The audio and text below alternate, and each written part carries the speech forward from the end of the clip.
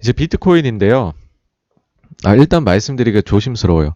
코인에 대해서 워낙 지금 코인이 시세가 좋았고, 그 다음에 여기에 대해서 투자하시는 분도 많아서 일단 빨간색 글씨부터 보겠습니다. 자, 주의, 저는 비트코인 혹은 암호화폐 혹은 블록체인의 안티가 절대 아닙니다. 저는 과거에 여기 투자했었습니다. 지금 없고요.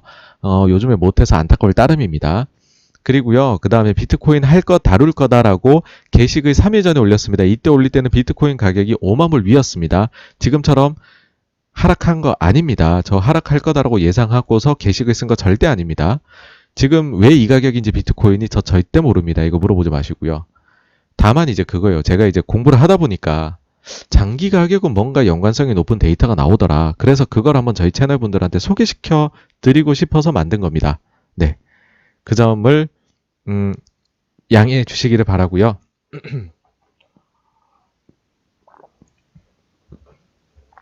자, 그러면 이거죠, 이제. 왜 비트코인인가? 사람들이 금융위기 이후에 엄청나게 돈을 풀었어요, 글로벌에서. 여기에 대해 가지고서 안 좋은 일들이 벌어졌죠. 엄청난 투기, 실물 경기는 별로 안 좋아진 것 같은데 자산 가격만 좋아졌어. 그러다 보니 양극화, 야, 버는 놈만 더 번다. 이렇게 차이가 나는 거 어떡할 거야? 이러면 사회가 결국은 양극화 심해져 무너지지 않을까?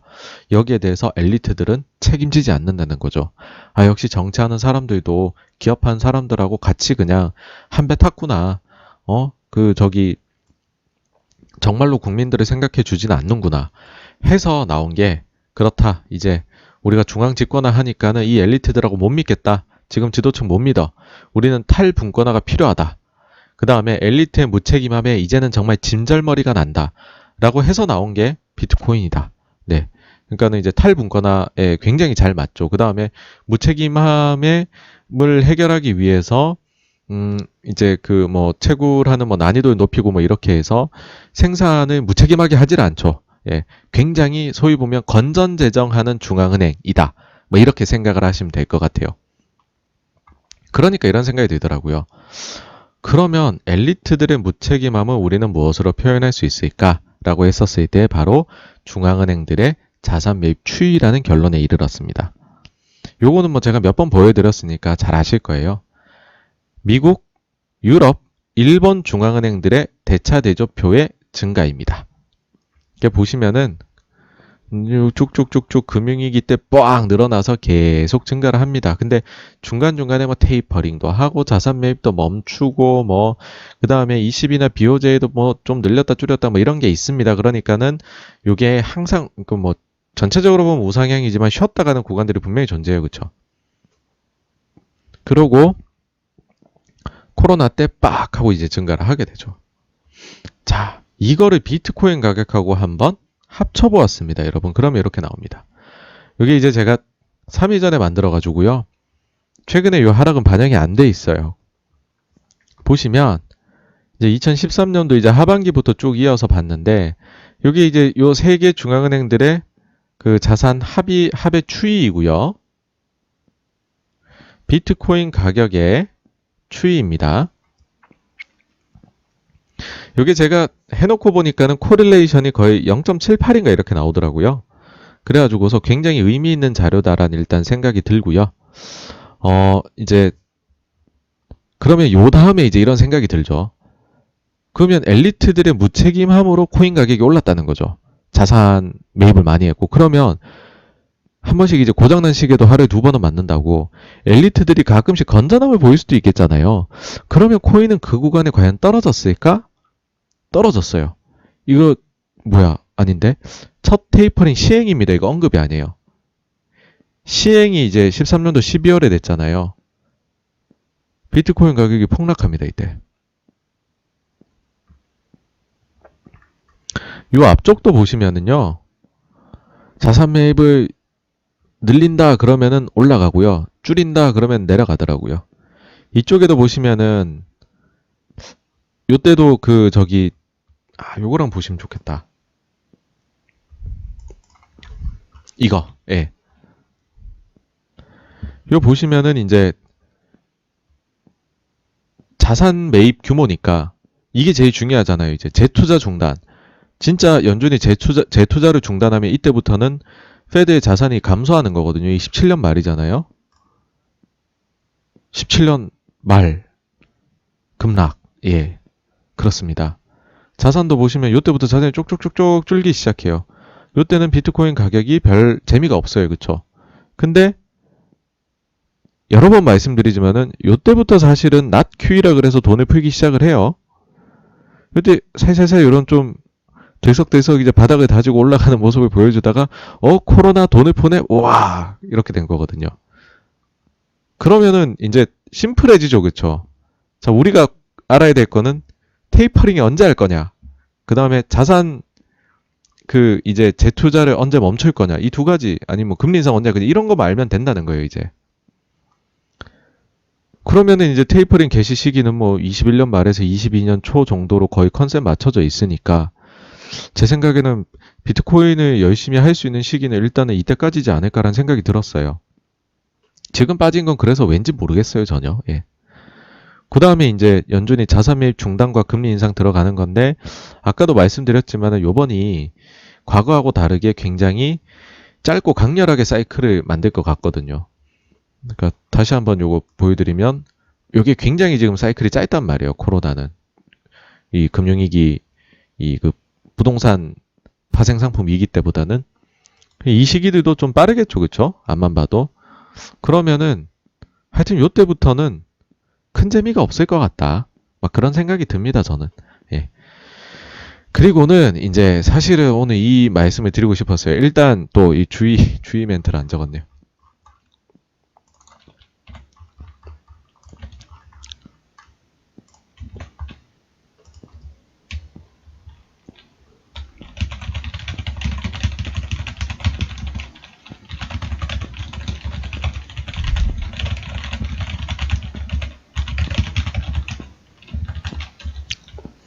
저는 연준과 중앙은행들에 대해서 대부분의 기간에는 이들도 가끔 실수를 합니다. 근데 대부분의 기간에는 신뢰를 보낸 사람입니다. 그렇기 때문에 저는 굉장히 이제 편향되어 있는 사람이란 걸 알아주세요. 저는 이런 데를 좋아합니다. 엘리트들, 연준 중앙은행을 좋아합니다. 그렇기 때문에 굉장히 편향된 시각으로 말씀을 드리는 걸 수 있습니다. 그래, 그거를 참고를 해주시고요. 어떤 말씀을 드리고 싶냐 하면, 과연 비트코인은 화폐가 될 수 있느냐 이런 얘기들 많이 하잖아요. 제가 볼 때는 없는 것 같아요. 여기까지는 제 머릿속에는 결론이 난 것 같아요. 왜 그러냐 하면은요. 이제 이 두 가지 사례를 딱 비교를 하니까는 그런 결론에 쉽게 도달이 되더라고요. 뭐냐면 금융위기 때는 제가 봐도 이 엘리트들하고 중앙은행들이 잘못한 것 같아요. 뭐 벌 주지도 않고 자기네들끼리 돈 나눠갖고 막 이런 것들을 한 거잖아요. 부작용도 많았고, 뭐, 이제 굉장히 이제 빈부격차 벌어지고 이런 것들이 있었잖아요.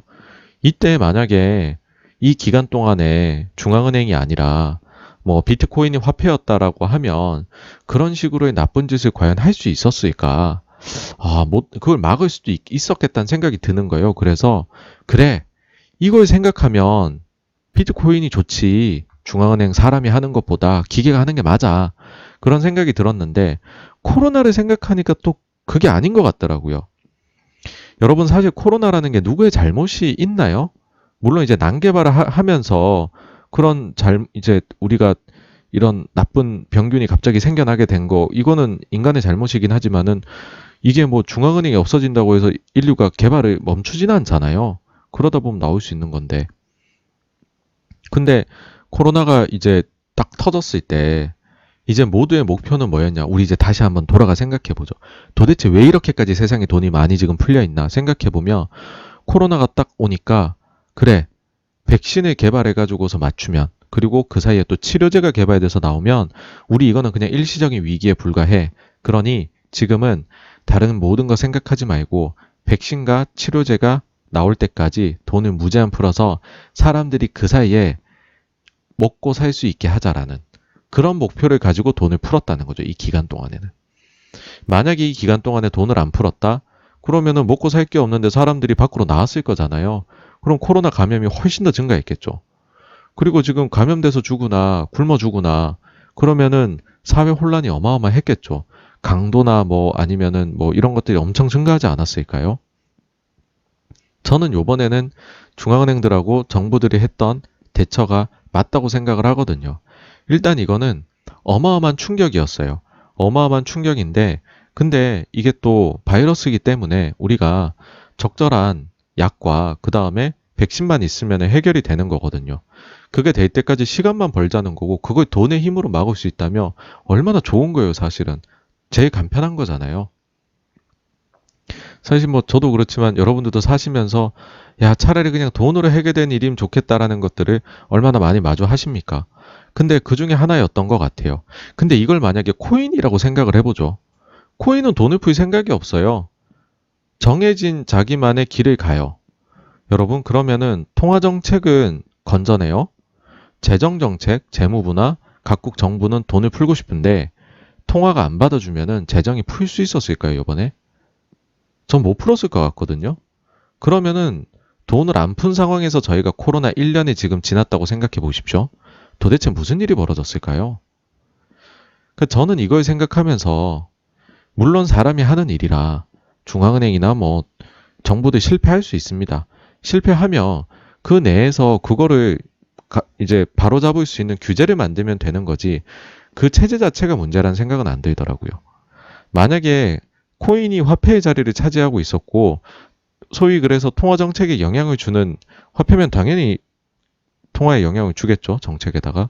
그런 상황이었다면 과연 요번에 코로나 같은 일이 벌어졌을 때 누구도 잘못한 일이 아닌데 모두가 피해를 입고 있을 때 이걸 해결할 수 있었을까? 이걸 해결할 수 없다? 그럼 사람들이 이거 화폐로 인정을 안 할 것 같아요. 그래서 저는 이게 화폐가 될 수 없다는 생각이 들었고요. 그 다음에는 무책임하게 돈 푸는 중앙은행 그리고 연준 나아가 달러가 정말 그렇게 사람들이 미워해야 되는 건가라는 건데 첫째로 이렇게 풀어도 되나는 거예요. 야, 연준하고 니네 돈 많이 푸는데 니 이렇게 풀면 나중에 큰일 나는 거 아니야? 얘네도 생각이 있습니다. 생각이 있는데 그런 생각들을 해주는 애들이 또 있어요. 이게 이제 스웨덴 중앙은행입니다, 여러분. 이런 것까지 봐야 되겠나 싶은 생각이 드시죠? 네, 제가 보면 됩니다. 스웨덴 중앙은행이 실수를 하는 행위예요. 그래서 조금 의미가 있어요. 뭐냐면 금융위기 이후에 다 제로금리 가잖아요. 스웨덴도 내렸어요. 그러고 나서 인플레 좀 오는 것 같거든요. 경기 좀 살아나는 것 같거든요. 그래서 얘네가 빠르게 금리를 인상해 버립니다. 그래서 큰일이 났었죠. 스웨덴이 진짜 멸망 수준이었죠. 그때 중앙은행 이 정책 때문에. 그래서 스웨덴이 그걸 바로잡기 위해서요. 제로가 아니라 마이너스 금리를 가요. 굉장히 많은 반성을 합니다. 스웨덴에서. 아, 우리 이렇게 하면 안 되는구나. 야, 그러면 우리 요번에 코로나 오케이 요거 좀 막았는데 우리 그 다음에 어떻게 해야 될지를 미리미리 대비하자. 우리 예전에 미리 대비 안 하니까 그런 실수를 한 거 아니니? 라고 했어요. 그래서 스웨덴이 또 마이너스도 한번 경험해 본 곳이라 사실 이제 그 금리 그 다음에 중앙은행 정책 보는 분들한테는 여기가 어떤 생각을 가지고 있는지 이렇게 파악하는 게 좀 중요하거든요. 여기가 이제 지난 2월 23일에 쓴 자료인데 이제 우리는 향후 위기가 왔을 때 어떤 방식이 있을까? 적어놨어요. 네 가지입니다. 첫째, 야, 마이너스 금리 0. 얼마 아니라 뭐 2%, 3%, 5% 이렇게 해버리자. 훨씬 마이너스 금리 왜 못하니? 여기에 대해서 적어놨고요. 그 다음에 이제 이중 금리제라 해가지고요. 이게 지금 유럽에서 쓰는 건데 요건 좀 설명이 깁니다. 그래서 그냥 말씀드리면 이런 걸로도 어느 정도 해결 가능하다. 그 다음에 지금 일본이 쓰고 있는 일드 커브 컨트롤 요것도 우리 할 수 있는 거 아니냐. 그러니까 우리가 소위 금리 그냥 다 결정해 주자는 거예요. 그 다음에 그래? 야, 헬리콥터 머니도 우리 할 수 있는 거 아니야? 그러니까는 제가 이제 드리고 싶은 이야기는 뭐냐면 이렇게 풀면 니네 이제 방법 없는 거냐? 니네 완전히 체크메이트 된 거 아니야? 아니요. 그게 아니라는 거를 보여주기 위해서 끊임없이 연구하고 있습니다. 이 사람들도. 그래서 제가 볼 때는 마이너스 금리 끝장을 볼 때까지는 연준이 그렇게 쉽게 항복할 거다라는 생각 안 합니다. 두 번째로는 빈부격차 증대인데요. 이거 문제이기는 해요. 굉장히 문제이기는 한데 여러분 중앙은행의 역사가 이제 100년 정도 100년 좀 넘었잖아요. 그러니까 그런 생각은 들어요. 그럼 중앙은행이 없었을 때에는 우리가 빈부격차 없는 시기를 살았을까? 다음으로 넘어갈게요. 세 번째 비판이 미국은 달러라는 거를 통해 가지고서 소위 말해 다른 나라들에 대해서 양탈깎기를 하고 있는 것 아니야? 라고 하실 수 있는데 이게 조금 선후 관계를 잘못 알고 있는 것 같아요. 그러니까 미국이 달러를 많이 수출하는 거는 맞아요. 그리고 그 달러를 가지고 패권을 쥐고 있고요. 근데 그 달러의 힘은 어디서 나오느냐? 미국이 달러 가치가 유지되도록 하는 미국의 국력에서 나오잖아요. 근데 더 나아가서는 그럼 그 미국의 국력은 어디에서부터 나오는 것이냐라고 하면 미국의 납세자들에게서 나옵니다. 미국의 납세자들은요, 미국의 국민들이고 미국의 기업가들이거든요. 이들이 글로벌에서 계속해서 경쟁력을 가지고 있기 때문에 가능한 것이죠. 달러의 패권이라는 게. 그러니까 미국이 달러를 가지고서 이래저래 뭐 좀 나쁜 짓을 기술적으로 하는 부분이 분명히 있기는 하지만 근본적으로 미국이 영 아무것도 아닌데 달러라는 거 잘 풀어나가지고서 힘을 발휘하느냐? 그런 건 아니라고 생각합니다. 그 다음 네 번째가 인플레이션 오면 너네 큰일 나지. 뭐 그런 얘기도 많이 하세요. 요즘 다 지금 연준 전문가고 다 인플레 전문가세요. 보면. 근데 여기에 대해 가지고서 뭐 인플레 오기 시작하면 금리 오르기 시작하면 미국 뭐 연준도 저기 그 금리 빠르게 올려야 되고 그러면은 글로벌 증시 난리 나고 이거 끝장난다. 뭐 이런 말씀들을 하세요. 걱정을 해주시는 건 감사하나 그 요즘에 이제 관심 있는 분들은 보시면 아시겠지만 파월이나 이런 사람들이 나와서 인플레에 대해서 크게 걱정을 안 하는 게 보이잖아요. 사실 인터뷰할 때 보면은 뭐 표정도 편안해 보여요. 그런 일이 왜 발생하느냐? 어, 사실요. 그 미국 연준뿐만 아니라 대부분의 모든 중앙은행들은요. 지금 이제 그 뭐 한 100년 역사 있다 치죠. 100년 역사 중에 디플레는 지난 10년간 경험한 것뿐이에요.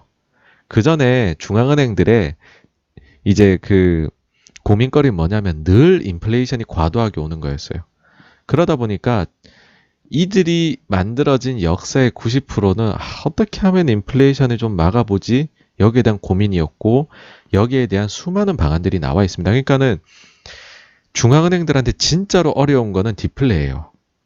아까도 말씀드렸지만 디플레 어떻게 방어하지 그러면서 지금 인플레가 오느니 마느니 하고 있는데 스웨덴 중앙은행은 야 디플레가 도움이 어떡하지 막 이러면서 막 PPT를 만들고 있잖아요, 여러분. 지금 저희하고 굉장히 이 온도 차이가 나는 게 느껴지시나요? 그러니까 얘네들 입장에서 인플레는 중앙은행이 이미 정복해본 것들이거든요. 정말로 빡세게 온다라고 하면 뭐 1980년대 폴 볼커가 한 것처럼 금리 한번 올려보는 거예요, 막. 근데 그렇다고 해서 증시 망가졌나요, 그때? 아니거든요. 그때부터 랠리 엄청나게 했어요. 그러니까는 이거를 너무 걱정하지 마시라. 중앙은행들은 다 이것만 공부해오던 사람들입니다, 여러분. 그걸 아무리 지금 엄청나게 얘기를 하고 있는 거죠.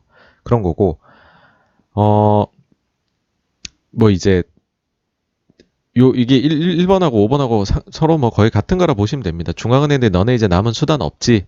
아니요. 아까 제가 4개 더 보여드렸죠? 뭐 그런 것들을 펼칠 수 있다. 그러면은 이제 어떤 거를 얘네들이 할 것인지 앞으로 보시면 관전 포인트가요.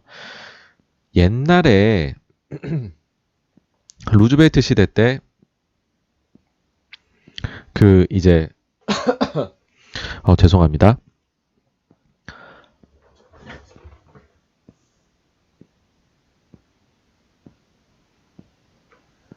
그때 당시에 보시면 이제 케인즈가 이제 등장을 하잖아요. 그러면서 케인즈가 돈을 이렇게 풀어야 됩니다, 여러분 막 하는데 그때 그걸 과격하다고 사람들이 얘기했어요.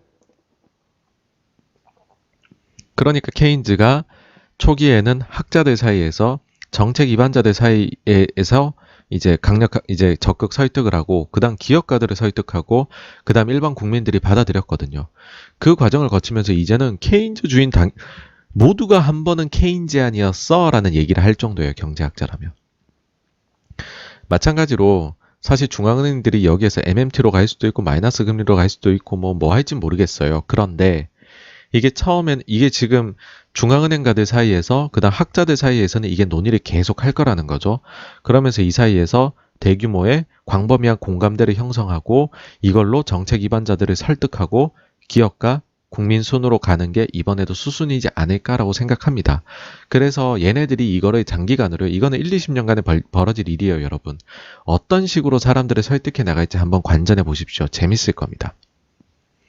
그리고 마지막으로는 좀 과격한 표현이긴 하지만 이래요, 저는. 그러니까 자산 시장에 없는 분들이라면 욕해도 전혀 무방하다고 생각해요. 나쁜 짓 하는 거에 대해서. 근데 자산 시장에 있으면서 수익을 추구하고 있는 분이라면은요.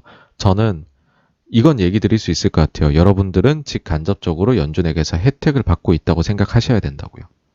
연준이 진짜 안면 몰수하고 돈 다 걷어들이고 금리 팍팍 올리면 그때 가면 연준한테 잘한다고 박수를 치실까요, 정말로? 저는 아니다라는 생각도 듭니다. 그러니까 사실은 코인 개발하고 하시는 분들도 벤처 그다음에 뭐 그러니까는 VC 만들고 스타트업 하시는 분들에게도 모두 해당된다고 저는 생각을 해요. 그 이지 머니는 도대체 어디서 왔나요? 본인들이 그거를 다 개발할 수 있는 자금을 받아들인 제로금리의 혜택에서 왔다고 생각을 합니다. 그래서 사실 굉장히 자가당착적인 의견이라고 생각을 해요.